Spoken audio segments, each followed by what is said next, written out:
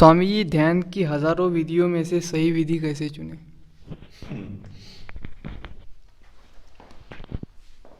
लौट फेर के वही झंझट आ गया। विधि।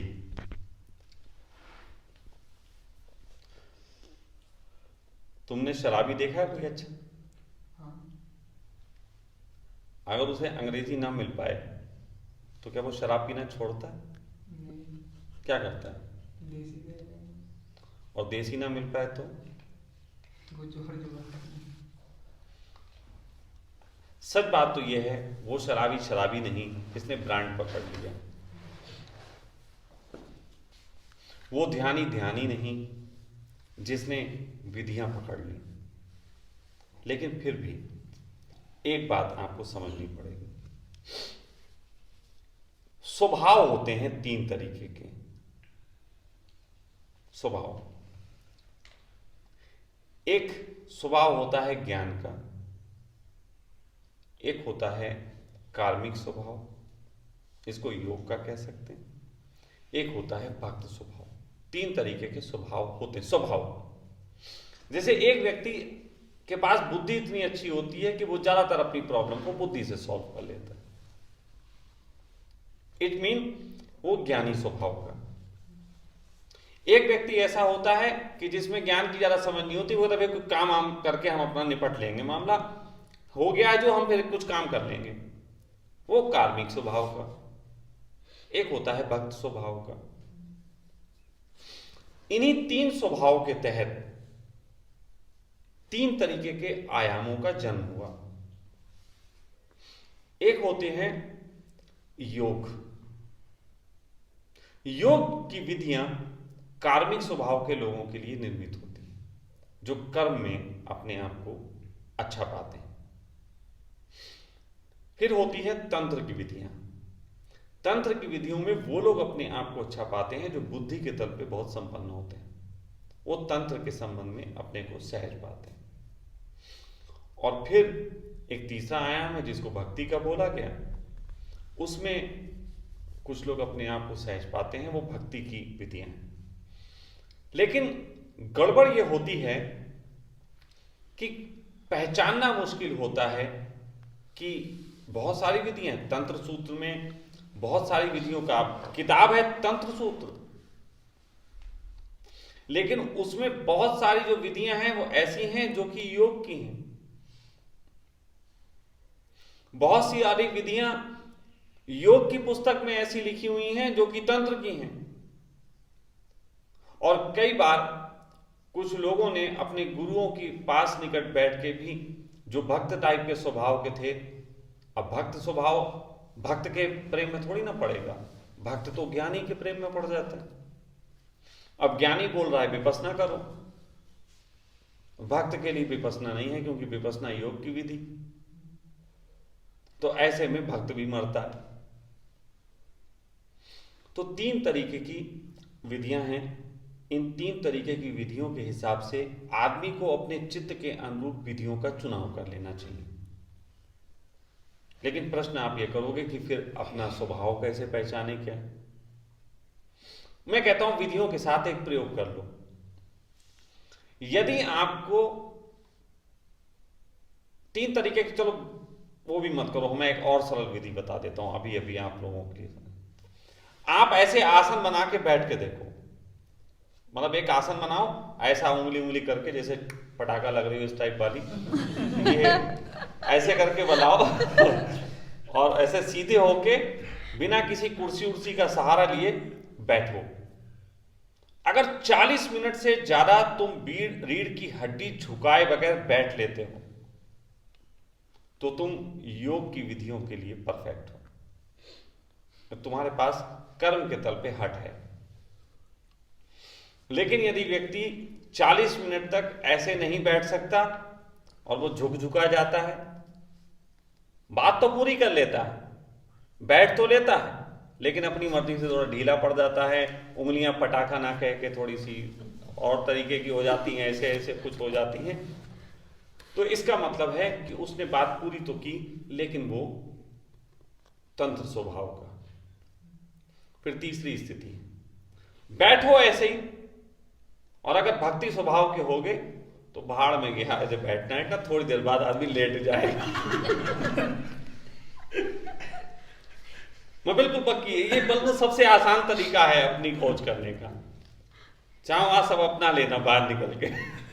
तुम में से सच्चिदानंद के अलावा कोई नहीं बैठ सकता।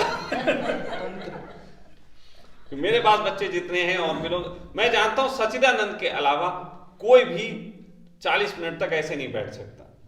वो योग की थोड़ी सी अच्छी स्थिति रखता है, लेकिन बाकी सब या तो डुलमुल पड़ जाएगा, हमारा जिजित जो है वो थोड़ा सा डुलमुल पड़ जाएगा, रीढ़ सीधी नहीं रह पाएगी, बाकी तो वो सो ही जाएंगे। लेट जाएंगे। ये 3 तरीके की, ये मजाक का विषय नहीं, बड़ा गहरा विषय है कि इन 3 तरीकों से तुम विधियों का अनुसरण कर सकते हो। अब तुम्हें अपना स्वभाव जब पता लग गया, अब इसके संबंध में विधि सोच लो। अब जैसे तुम्हारे गुरु ने बोला ये करना है, इससे हिलना नहीं, 100% यही, तो समझ लो वो योग की विधि दे रहा। तो जो योग का स्वभाव है वो उसे पकड़ ले। और स्वामी ऐसा भी तो हो सकता है ये तीनों कैटेगरी हो उसके। मैं बोलने जा रहा हूं, थोड़ा सुन। तो पहली बात तो ये कि जैसे कोई भी, उन्होंने कहा कि आपको विपස්සना करना है, आपको हिलना नहीं है, रीढ़ सीधी रहनी चाहिए, ऐसा ऐसा, ये ओम का उच्चारण करना है। उन्होंने कहा भाई ये तो मेरे बस की बात नहीं, मैं नहीं कर सकता। तो तुम सुनो ही मत, तुम स्वभावत लो ही मत। तुम वो विधि लो जिसमें इस तरीके का अनुशासन शरीर के तल पे तुम्हें ना दिया जाता हो, शरीर के तल पे अनुशासन ना दिया जाता हो, तुम उस चीज को ले सकते हो। फिर भक्त के लिए है, भक्त के लिए मैं सबसे सहज स्थिति एक ही मानता हूं, एकमात्र, ना दूसरी कभी थी ना दूसरी कभी शायद हो पाएगी, और वो एक है, भक्त नृत्य में डूबे, नाचे। वो बस नाचे, वो चाहे किसी पे नाच ले, किसी गाने पे नाच ले, वो कुछ भी कर ले। भक्त स्टेप पे ध्यान नहीं रखेगा, एक और चीज ध्यान रखना। मैंने इसलिए बोला, 1-2 लोगों की गर्दनें मटक रही थी। भक्त स्टेप पे ध्यान नहीं रखेगा, कारण है भक्त का लेना देना है आंतरिक स्वाद से। आंतरिक स्वाद सदा ही आता है रीढ़ की हड्डी से जब नाचा जाता है। जब भी आप एक्शन लोगे तो आपकी रीढ़ की हड्डी पे ज्यादा आप नहीं कंसंट्रेट कर रहे हो, आप कंसंट्रेट कर रहे हो स्टेप्स पे। लेकिन भक्त जब भी नाचेगा थोड़ा सा नागिन की तरह लहराने वाली उसकी अवस्था होगी। तो भक्त के लिए तो सिर्फ एकमात्र ध्यान का ही है, और वो ध्यान नृत्य है। बाकी अब जैसे तुमने कहा कि एक साथ तीनों, हाँ ऐसा हुआ, एक घटना घट गई है, अभी डायनेमिक में ऐसा घुस गया। डायनेमिक ने सबको कहीं ना कहीं मजा आता है। डायनेमिक का चरण, पहला चरण सांस का, ये सांस के चरण में जो लोग पूरे डूब पाएंगे वो योगी होंगे। तो किसी किसी को ही 100 में से केवल 5 लोग होते हैं जिनको पहला चरण में मजा आता है, पूरी शिद्दत से कर पाते। नहीं तो नाक छिनक रहे और फिर बीच में ऐसे पूंछ पांच के अब फिर शुरू कर देते। लेकिन अगर योगी है तो फिर पूरे दम से पूरे चरण करेगा, पूरे चरण करेगा। फिर उसके बाद मैंने देखा है कि 5% लोग जिनको पहले चरण में मजा नहीं आता, उनको दूसरे में बड़ा मजा आता। गली जो भी मर्जी हो कर लो, क्योंकि वो तंत्र की आ गया। जो मर्जी हो, उछलना कूदना जैसे भी कर लिया, फिर मजा आ गया। फिर उसके बाद जो है उन्होंने कहा फिर हु शुरू हो गया उछल के। उसमें भी 5% लोग कर सकते हैं, बाकी सबके प्राणी निकल जाते हैं, जिसमें उछल के हाथ ऊपर करना। तो ज्यादातर शुरुआत तो ऊपर हाथ से होती, फिर धीरे धीरे नीचे आते, फिर कूदना चलता रहता। मतलब इसका मतलब तुमने स्वयं पालन नहीं कर रहे हो। फिर उसके बाद सबसे अंत में एक तरीके से नृत्य का है, वो भक्त के लिए भी है। एक ही विधि में तीनों हैं। इसीलिए मैं कहता हूं कि डायनेमिक एक कंप्लीट मेडिटेशन नहीं है, इसमें तीनों के लिए थोड़ा थोड़ा स्वाद समाहित किया गया है। लेकिन अब एक वास्तविक मेडिटेशन जिसके बारे में बात करता हूं, कह दूं कि वो तीनों के लिए है, और वो है योग निद्रा। वो तीनों के लिए है। कारण योग निद्रा का पूरा आयाम ही इस बात को है कि कैसे तुम्हारी नींद को जागरण में उपलब्ध करा के तुम्हारी कॉन्शियस को जगाया जा सके। और इसके लिए सबसे बड़ी जरूरत है जो नींद में ले जाया जा सके, नींद में जा सके। तो कोई भी बच्चा ऐसा नहीं जो मां के पेट से गुजरा ना हो, सब मां के पेट में रहे, चाहे तांत्रिक हो, चाहे योगी हो, चाहे भक्त हो। मां के पेट का स्वाद सबको पता है, वही स्वाद दोबारा ही उसके जीवन में उतरे तभी उसे जागरण का अनुभव हो सकता है। तो ध्यान है, प्री रिमेंबरिंग सब पे असर कर सकता है, सभी लोगों को ध्यान चाहिए। ये योगियों के लिए भी बड़ा अच्छा है क्योंकि इसमें हट आ ही जाता है। ये तांत्रिकों के लिए भी अच्छा है क्योंकि इसमें कोई नियम नहीं है। और ये भक्तों को तो सबसे ज्यादा भाता है। भक्त तो 2 वक्त बात, 2 सुनेगा बोल और सो जाएगा। तो योग निद्रा की मैंने अपने जीवन में बात इसीलिए छेड़ी जब मैंने देखा कि सामान्यतः लोगों को उनके चुनाव करके ध्यान विधि बताने से बड़े झंझट होते हैं, लोगों को बड़ी आपत्तियां हो जाती हैं। तो कोई ऐसी चीज देने का भाव था जो सब पे शामिल हो सके। लेकिन बार बार कह दूं कि योग निद्रा नाम मैं ले रहा हूं, लेकिन योग निद्रा आप में से जितने लोग भी यहां करे हों, जितने भी लोग कर रहे हों, थोड़ी बहुत भी उसके संबंध में टिप्स बताता हूं। ज्यादा लंबा कोई विधि नहीं बताता कि एक विधि खास नहीं है, इसके संबंध में टिप्स हैं।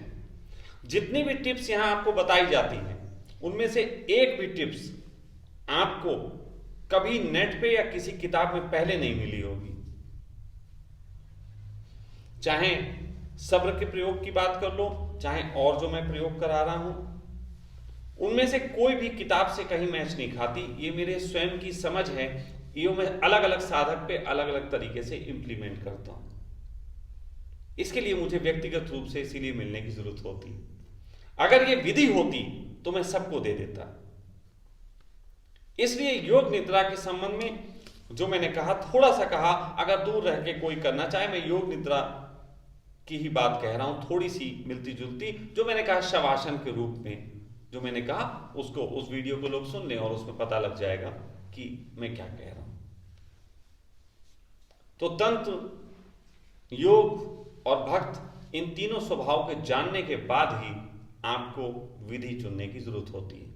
आप स्त्री हैं, पुरुष हैं या बच्चा हैं, 3 ही स्थिति हो सकती है आपकी, और 3 ही स्थिति के हिसाब से आप कपड़े खरीदने जा सकते हैं कि भाई पुरुष वाले दे दीजिए या स्त्री वाले दे दीजिए या बच्चे वाले दे दीजिए।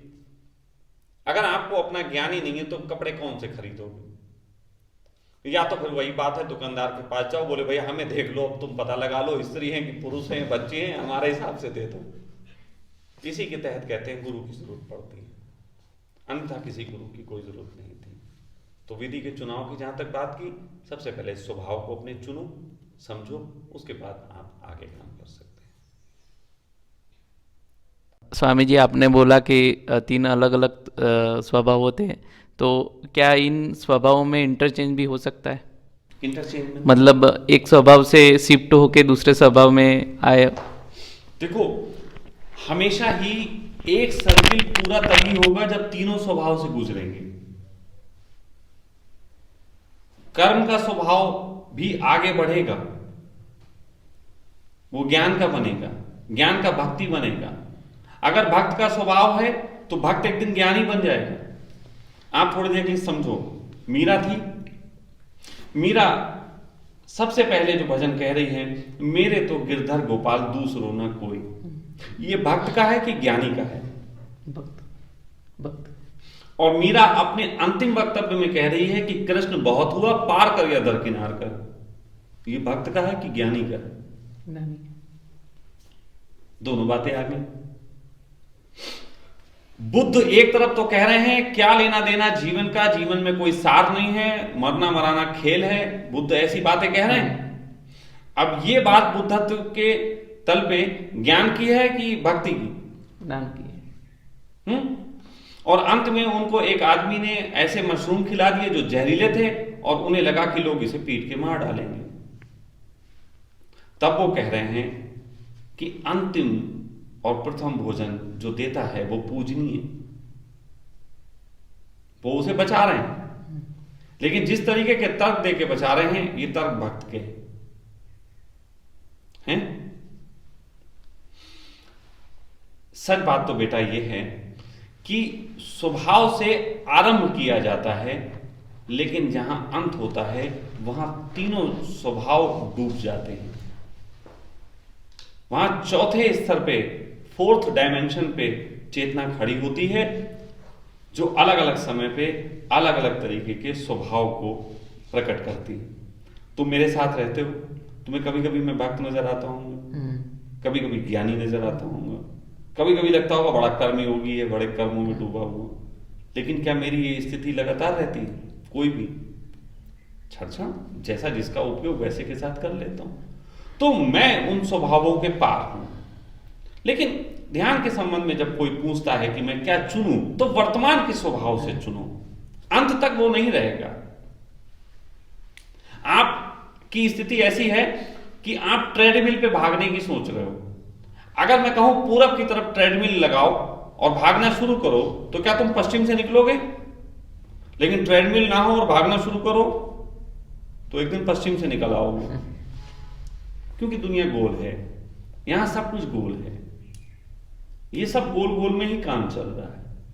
तो इसलिए तुम्हारा प्रश्न सही है, लेकिन इस पे चिंतन करने की नहीं, इस पे चलने की जरूरत है। जब मैं कहूं पूरब की तरफ चलो तो चलो, ट्रेडमिल पे मत चलो, निश्चित ही वरना कहीं नहीं पहुंचोगे।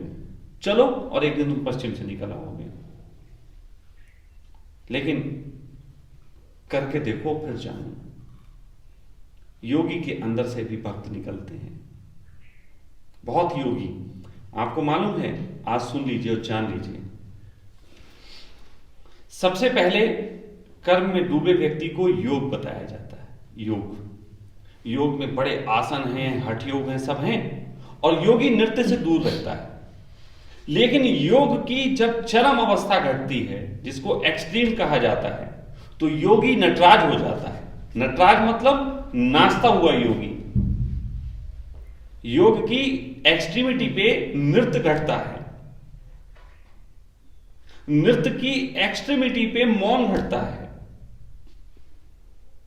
और मौन की बिल्कुल पराकाष्ठा पे एक ऐसी अवस्था घटती है कि वो चाहे तो नाच ले, चाहे तो बैठ जाए, तो चाहे तो कुछ भी करे।